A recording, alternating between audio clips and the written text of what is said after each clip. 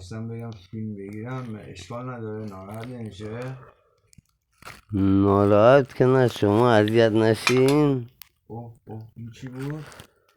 میگم گفتی ناراحت نشه، ناراحت شد یه دفعه. فقط خواهشم نه صلوات بفرستین باش من جو اینجا سنگین شد اصلا یه جوری شد. الان تو میبینیش؟ آره دیگه من میبینمش، دقیقا همینجا بود دیگه. این فندق اینو انداخت پایین، انداخت تو بشقاب فندق. بعد الان کجاست؟ دقیقا کنار بخاری نشسته. بعد الان میتونه به ما ثابت کنه که مثلا یه جوری نشونه یه چیزی بده که مشخص بشه که اینجاه؟ ما میتونم ازت خواهش کنم این نشونه به ما بدی که بچه ها وجودتو ببینن اینجا، احساس کنن؟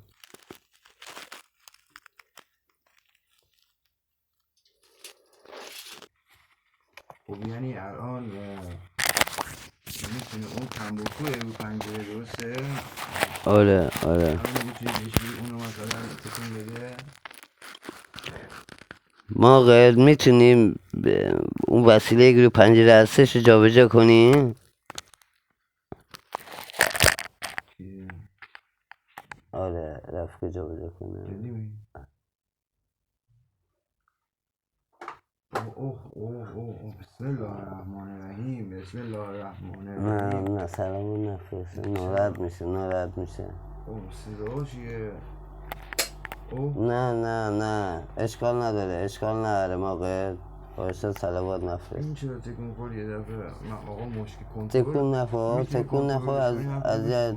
آره الان این سگو چی؟ سگو میتونه؟ نه سگو برش کن یه موقع چیز میشه. تو اون سگ اینجا هستی، این سگ عادت کرد، وگرنه سگ باید میگرفتینه. بعد الان گفتی یعنی کنار پنجره کجاه؟ الان اومد اینجا رو صندلی اینجا نشسته. این صندلی؟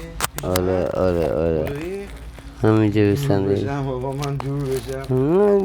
نیاز نیست اصلا تکس عمل نشون بده. جدی میگی؟ الان اینجا پنجره نمیخوا باز کنی. میخواست پنجره باز کنی. سر بیرون. بعد دستگیره پنجره باز کنی؟ نه پنجره نمیخوا باز کنی بهت میگم. بسم الله الرحمن الرحیم. سرباد نفر واقعا بشین، پنجره نمیخوا باز کنی. بشین اینجا. میخوا بری بیرون،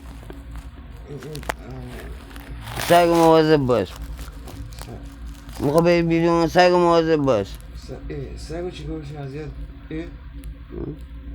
مواظب باش سگو. چیکار رو میکنه؟ بیا با سگ بازی میکنه. چیکار میکنه؟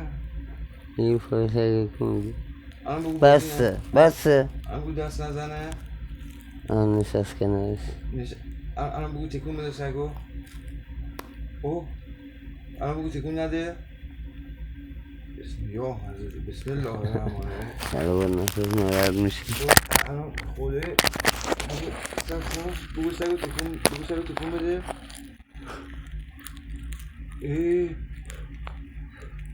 بسم الله الرحمن الرحیم. داداش بگو بره. این سگ مرد چرا تکون نمیخوره؟ نه تو گو. سگ میگم میبینه نه؟ آره این میدونه، این عادت کردن اول خیلی آره. الان پشت سگه. جدی میگی؟ نه؟